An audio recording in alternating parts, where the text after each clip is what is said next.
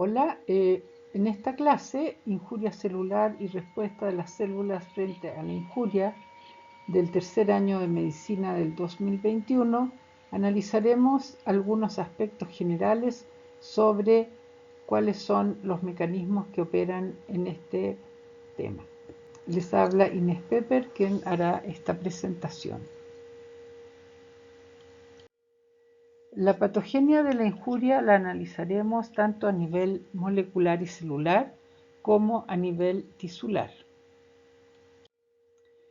Para comenzar este tema es importantísimo considerar el concepto de homeostasis, que es la capacidad que tienen las células y los organismos vivos en general para mantener una constancia interna en sus parámetros biológicos a pesar de los grandes cambios que sufre el medio ambiente en los cuales estas células y tejidos se encuentran inmersos. Entonces, cuando nosotros hablamos de injuria celular, necesariamente tenemos que considerar que existe la pérdida de ese equilibrio, de que las fluctuaciones internas pequeñas que dan cuenta de la homeostasis están fallando en uno o más aspectos. El primero en investigar este tema y crear el concepto de homeostasis fue Claude Bernard, un científico francés que vivió entre los años 1813 y 1878. En esta lámina se ve a el doctor Bernard rodeado de sus ayudantes trabajando en un animal experimental. Él es considerado como un fundador de la medicina experimental. Las principales consideraciones o condiciones del medio interno que deben estar en equilibrio dinámico, según este autor, presentando solo muy pequeñas variaciones, incluyen, entre otras, la presión de oxígeno y anhídrido carbónico, la concentración de glucosa y otros metabolitos, la presión osmótica, la concentración de iones, especialmente hidrógeno, potasio, calcio y magnesio, y la temperatura. Cuando estos parámetros biológicos se permanecen constantes en equilibrio dinámico, entonces estamos en presencia de un tejido sano. Si aquellos cambian hacia un aumento o hacia una disminución, entonces vamos a tener problemas relacionados con diversas enfermedades. La etiología de la injuria celular se puede dividir en dos grandes subtemas. Uno de ellos es la injuria celular no letal reversible y la otra es la injuria celular letal que es irreversible. En esta clase veremos en primer lugar todos aquellos procesos que son reversibles al no ser letales y en ellos veremos fundamentalmente la respuesta celular, vale decir, el almacenamiento anormal de sustancias, la hipertrofia, la hiperplasia, atrofia, metaplasia, displasia. Las neoplasias las veremos en una clase posterior, puesto que es un ítem bastante especial y muy importante para ustedes como futuros médicos. La respuesta tisular, inflamación aguda, inflamación crónica, trombosis y fibrosis, la veremos también en clases aparte, especialmente la inflamación aguda y crónica. Más adelante tendrán ustedes ocasión de conocer la trombosis y la fibrosis. Por otra parte, veremos muy someramente, puesto que ustedes ya lo han visto en sus cursos de biología, veremos los conceptos de necrosis y de apoptosis que corresponden a la injuria celular letal irreversible. Entonces, podemos analizar mirando este esquema de la célula que los organelos y los procesos mayormente involucrados en la injuria celular tienen que ver con las mitocondrias, con la membrana plasmática, con el retículo endoplásmico rugoso y con el núcleo celular. Estas son las estructuras más susceptibles a sufrir un daño cuando la célula es enfrentada a un agente injuriante.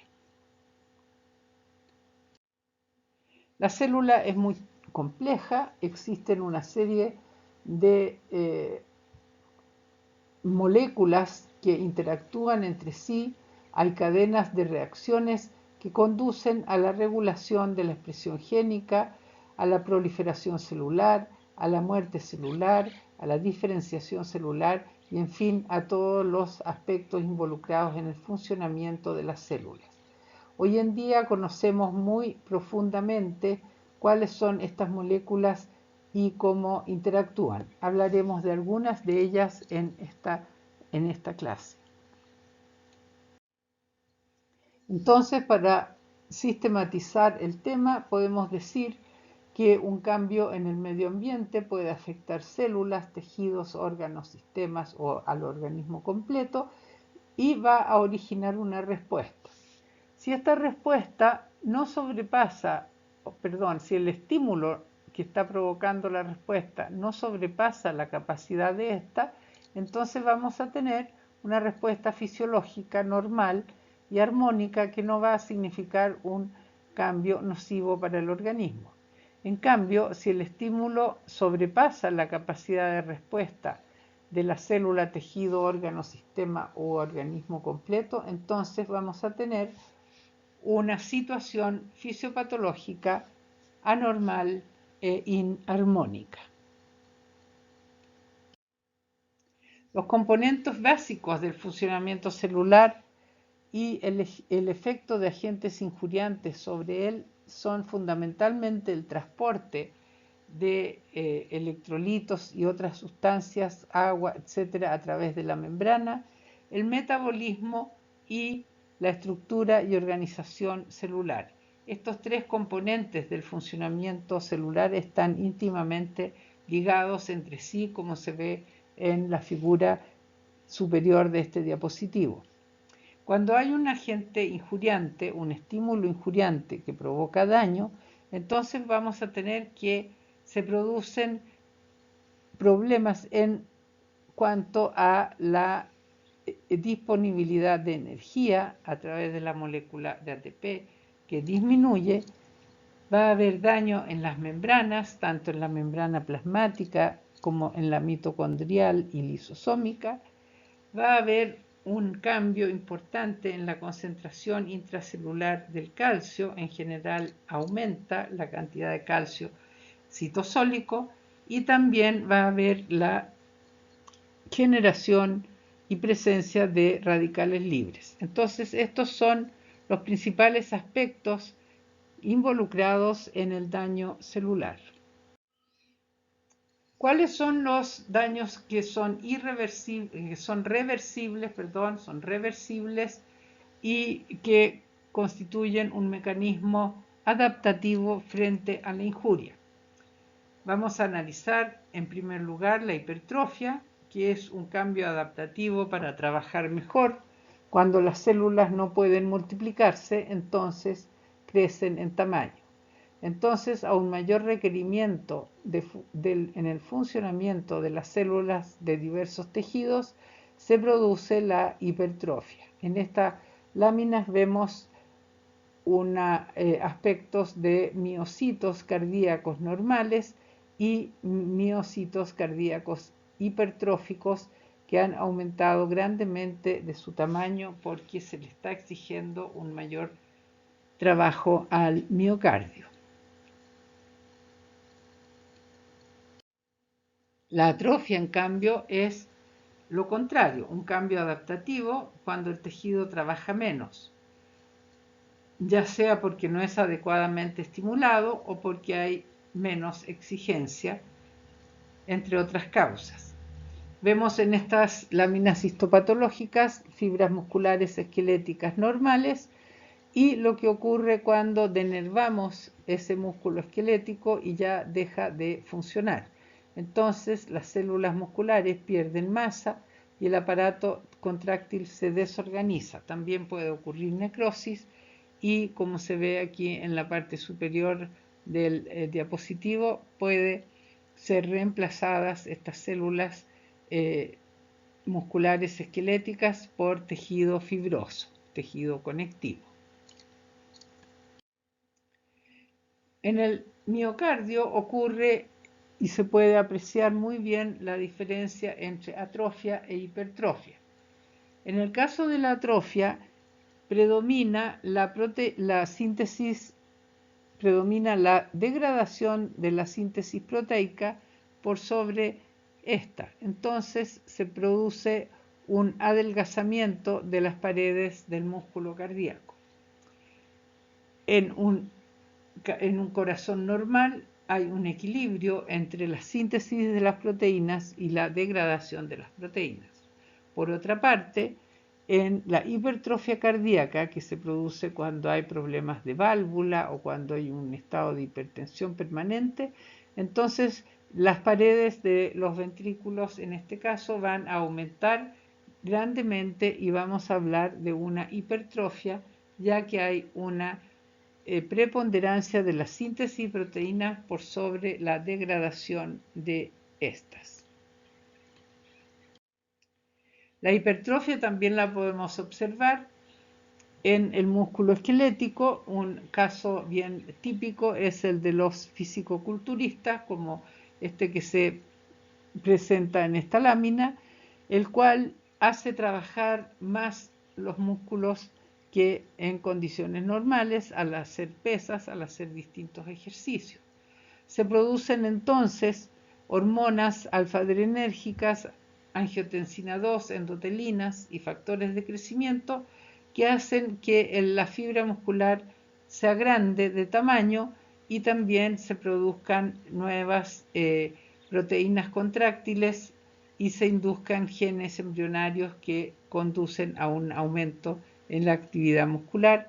Por lo tanto, el órgano puede trabajar más y mejor.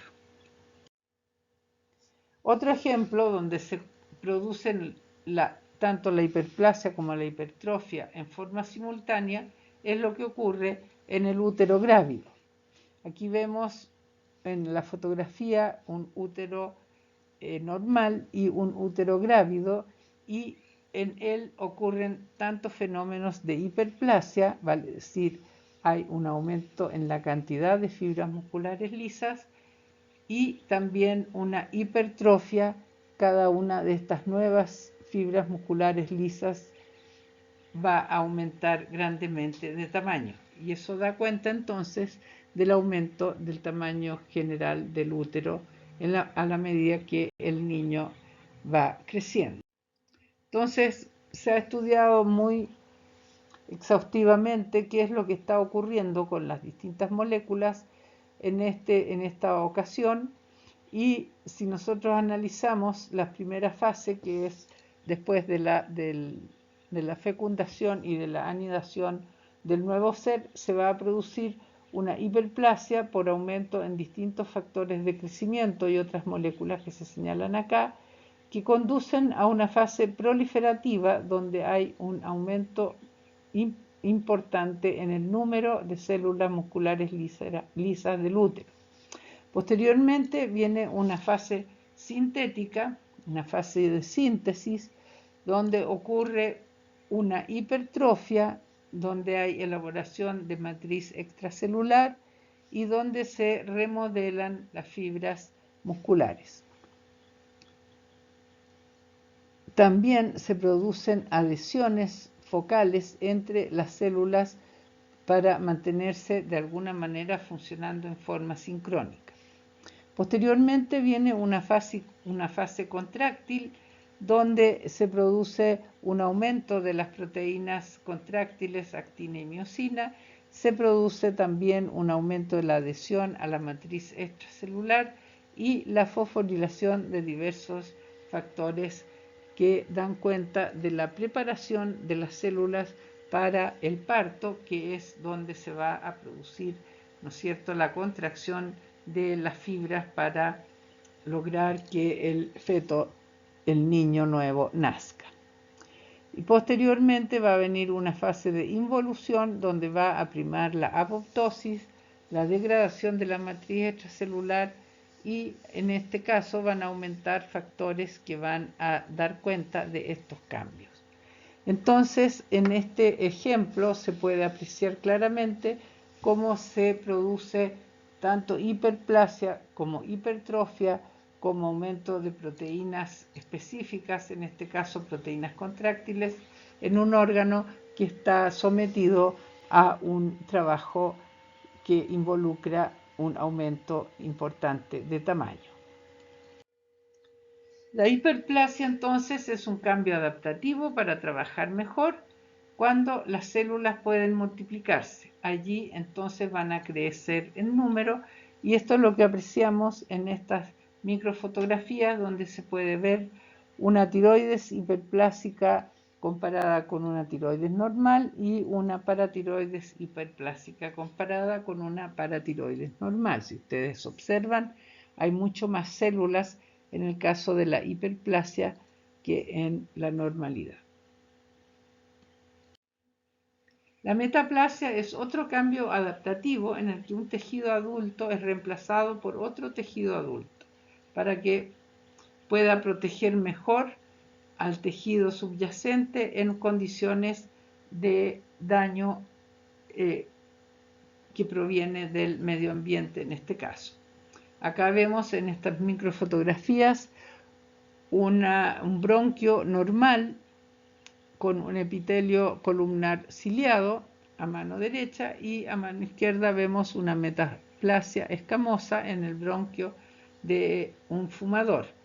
Cuando está siendo sometido este epitelio normal a la presencia de sustancias tóxicas contenidas en el humo del cigarrillo, entonces el epitelio se transforma de columnar a un epitelio pluriestratificado e incluso a veces cornificado. Y ese fenómeno se denomina metaplasia.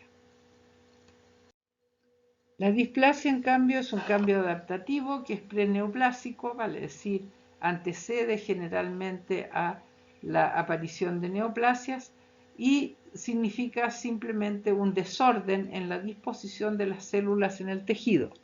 Aquí en esta lámina vemos una displasia en el cérvix, en el cuello uterino, que abarca todo el epitelio de la zona de transición de este órgano. Las células con marcadas anormalidades en tamaño y forma están dispuestas en lugares que no corresponden a lo normal.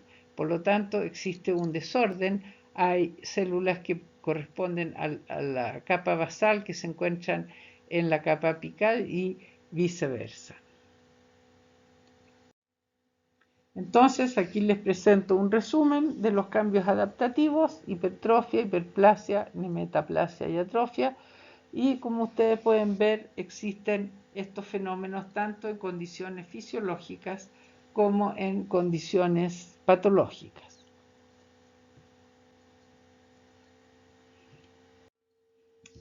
Veamos ahora el daño celular reversible e irreversible.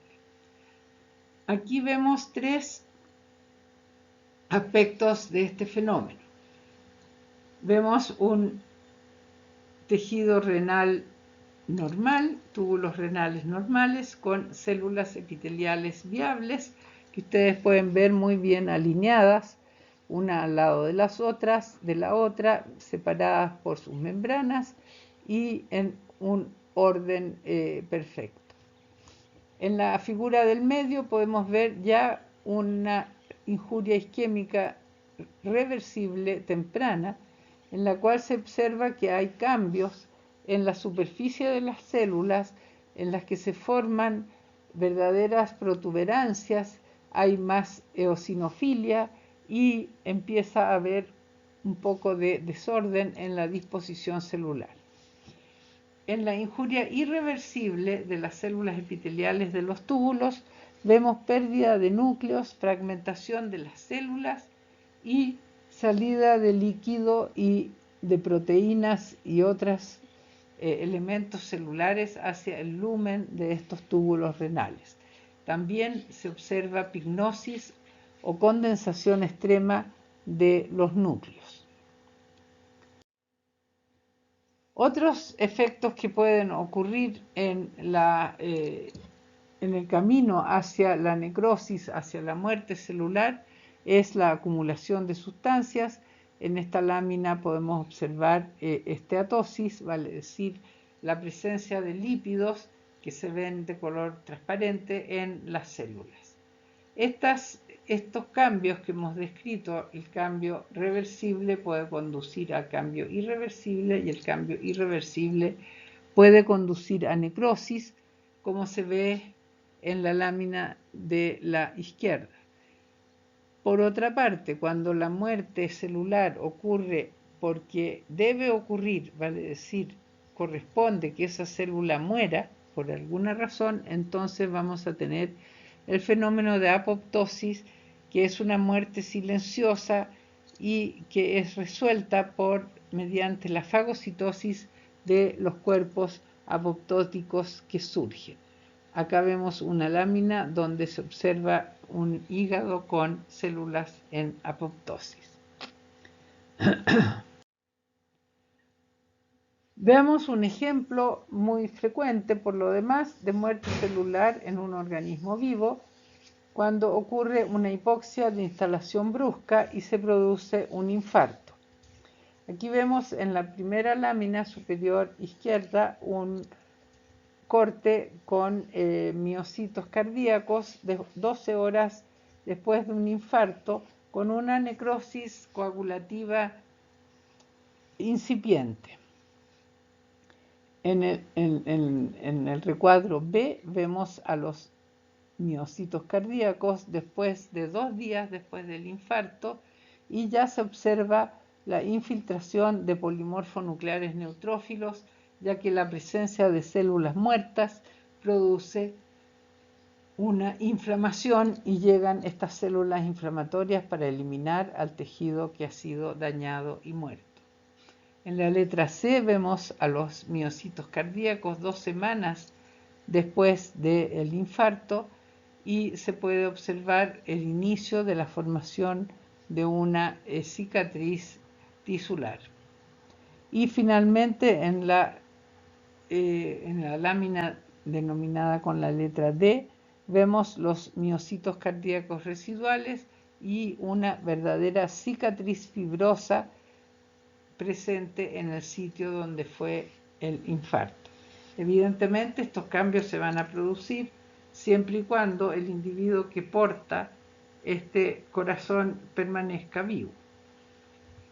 Si no, se va a producir otros fenómenos que tienen que ver con el post-mortem. Entonces aquí observamos en este esquema tomado del libro Robbins-Cotran de Patología General, vemos una célula normal que sufre un cambio, una injuria, aparecen estas protuberancias celulares, aparece un poco de hinchazón del retículo endoplásmico y de las mitocondrias. Si esta célula deja de recibir el agente injuriante que está provocando el problema, o en el caso de que sea por una hipoxia, vuelve a recibir oxígeno, entonces va a volver a la normalidad. Sin embargo, si el estímulo que está provocando la injuria persiste, entonces esta célula va a pasar de una condición de injuria celular reversible a tener una injuria celular irreversible con una mucho mayor edematización del retículo endoplásmico rugoso, pérdida de ribosomas, rompimiento de lisosomas y la presencia de estas protuberancias en la membrana. Además, se van a producir depósitos de sustancias amorfas en las mitocondrias. Todo esto va a conducir a la muerte y posteriormente a la necrosis, que es la manifestación morfológica de la muerte celular. ¿Cuál es la etiología del daño celular? En primer lugar, y probablemente lo más frecuente, es la hipoxia, o sea, la falta de oxígeno de instalación brusca, la presencia de agentes químicos como radicales libres, venenos, pesticidas, el monóxido de carbono, el asbesto, el alcohol y las drogas, algunas drogas.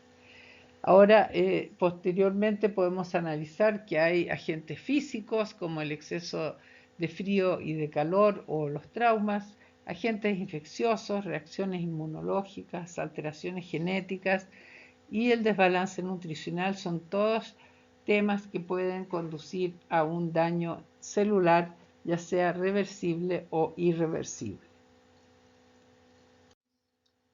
En la patogenia básica del daño celular consideramos la acción de radicales libres, la alteración de la homeostasis del calcio con un aumento del calcio citosólico, la alteración de la membrana plasmática con un aumento del ingreso de agua y una disrupción de los fosfolípidos de membrana en algunos sitios. También disminuye el ATP y se altera el DNA. Y por último, se produce la acción de radicales libres que producen rompimientos en las membranas celulares. Entonces, para resumir, podemos decir que las estructuras y los procesos más importantes en la respuesta de las células a la injuria son la disminución del ATP, el daño a la membrana mitocondrial, lisosomal y plasmática, el aumento del calcio intracelular y la presencia y acción de los radicales libres o especies reactivas del oxígeno. ¿Qué sucede cuando disminuye bruscamente el ATP por una isquemia? En ese caso, baja la fosforilación oxidativa en la mitocondria y eso significa que hay menos ATP disponible para que funcionen los diversos organelos de la célula.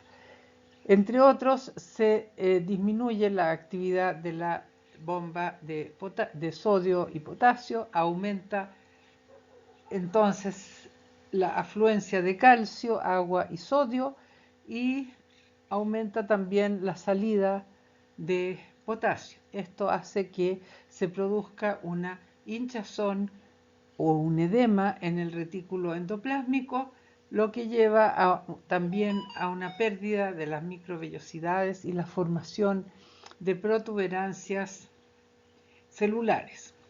Por otra parte, aumenta la glicólisis anaeróbica con un afán de conseguir más ATP y eso significa una disminución del glicógeno y una disminución del pH que lleva a que la cromatina se condense.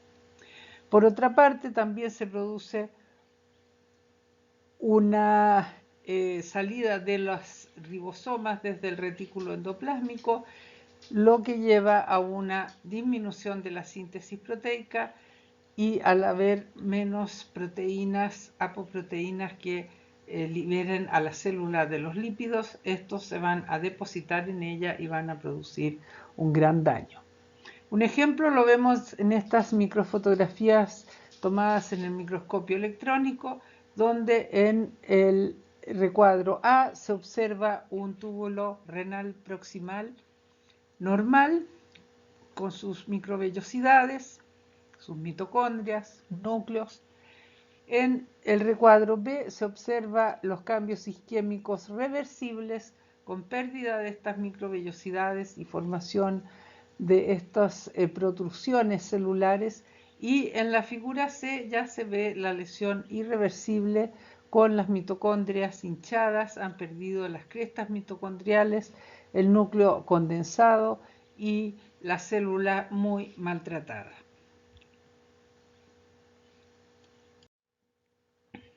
El daño a membrana se produce tanto a nivel de membrana plasmática como de membrana mitocondrial.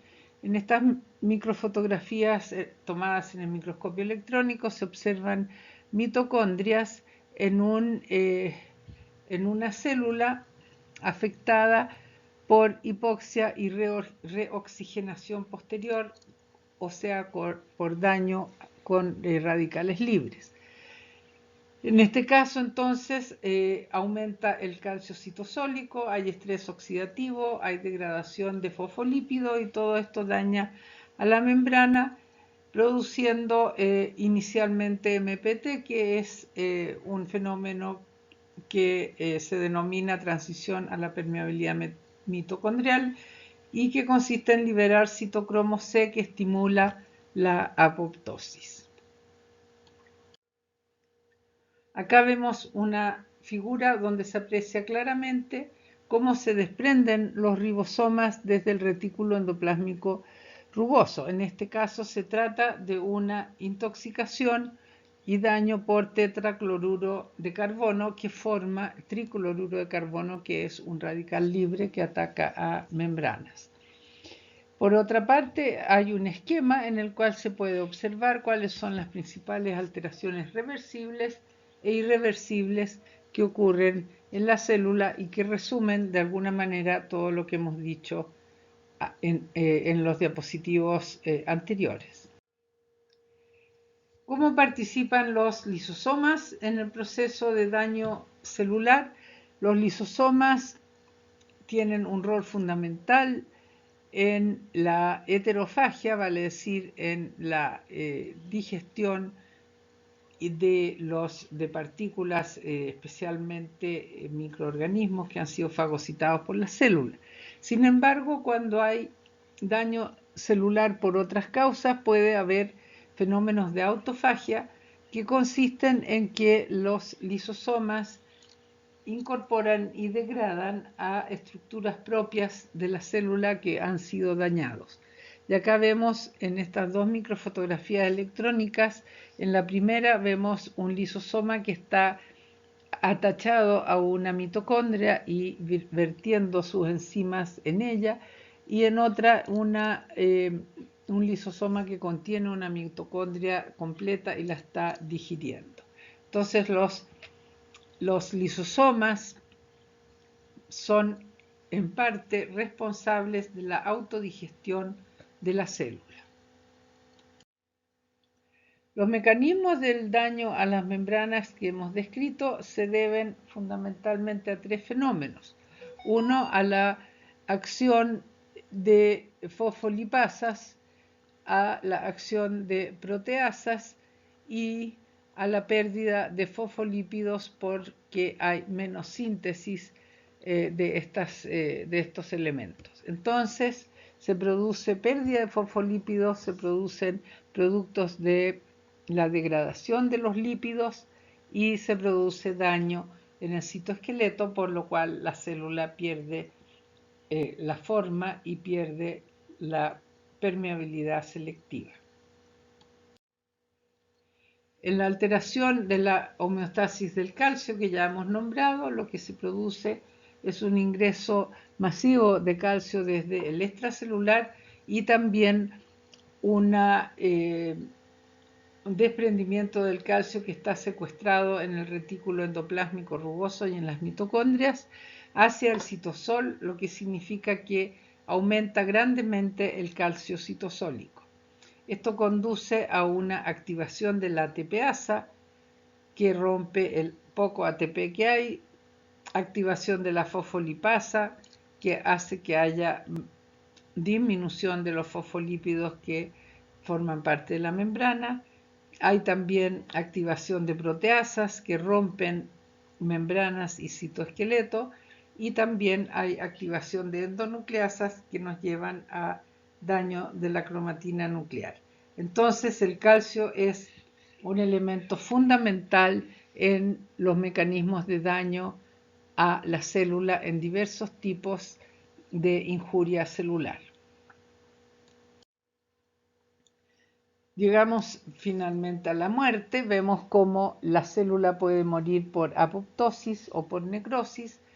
Ustedes ya han visto la apoptosis en sus cursos de biología, de manera que no voy a insistir en ello, solo decirles que la gran diferencia es que en la apoptosis, que es una muerte programada, se producen cuerpos apoptóticos que son fácilmente fagocitados por células cercanas. En cambio, en la necrosis se produce un rompimiento de la célula, se produce un vaciamiento de sus contenidos hacia el extracelular y por lo tanto ello va a originar un proceso de inflamación.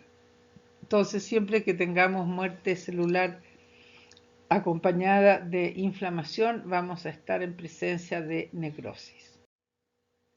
Acá vemos en la parte superior de la figura cuerpos apoptóticos y fagocitosis de ellos, y en la parte inferior vemos un tejido que está necrótico. En la necrosis, entonces, podemos decir que es una manifestación morfológica de una muerte celular no regulada o programada, vale decir, una muerte celular accidental, y en ella entonces se pueden observar varias alteraciones a nivel de la microscopía electrónica de la célula.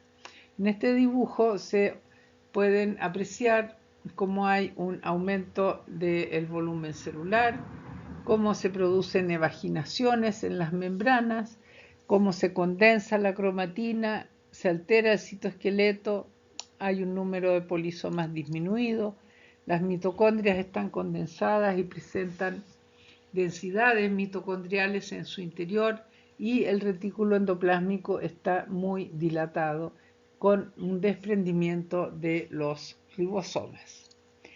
La presencia de moléculas que se liberan de esta célula así de dañada va a concitar una respuesta inflamatoria.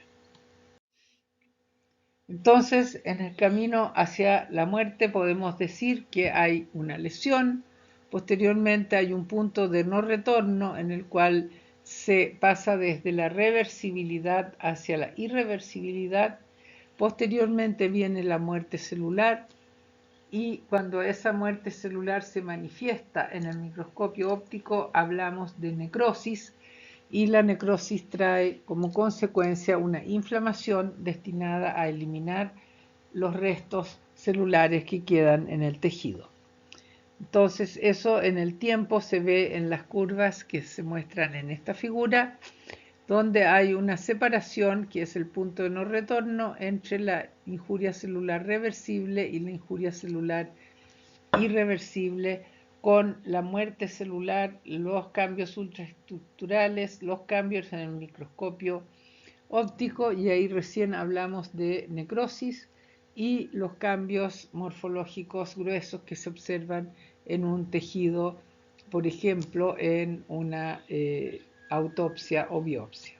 En esta diapositiva podemos observar cómo ocurren los hechos en un caso de un émbolo que ocluye bruscamente una arteria, el tejido carece de oxígeno y glucosa y entonces muere. Se trata de un tejido miocárdico y ustedes pueden observar en las microfotografías del microscopio óptico cómo se ve una zona más clara y una más oscura. En la clara se aprecian las células muertas con una necrosis coagulativa, y esa zona de puntitos negros corresponde a la presencia de polimorfonucleares neutrófilos, que son parte de la respuesta inflamatoria que ha provocado la presencia de este tejido necrótico en el órgano corazón.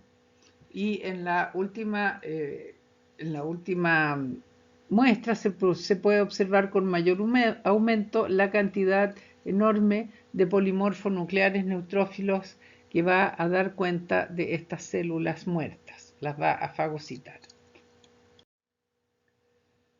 Otro mecanismo de daño es la generación de radicales libres. En este esquema se puede observar que las especies reactivas del oxígeno, el anión superóxido, agua oxigenada, el hidroxilo, pueden producir peroxidación de los lípidos de membrana, pueden producir fragmentación del DNA y pueden producir también uniones cruzadas entre proteínas y fragmentación proteica en la célula. En nuestro organismo existen una serie de mecanismos para evitar y para neutralizar la acción de radicales libres, pero cuando estos no son suficientes, entonces sobreviene el daño tisular y celular. Y aquí vemos cómo producen daño los radicales libres. haciendo puentes disulfídricos entre proteínas de membrana, separación de fragmentos proteicos, puentes lipídicos y oxidación de ácidos grasos, lo que nos lleva a un daño a la membrana celular, tanto a la membrana que rodea a la célula como también a las membranas internas y mitocondriales.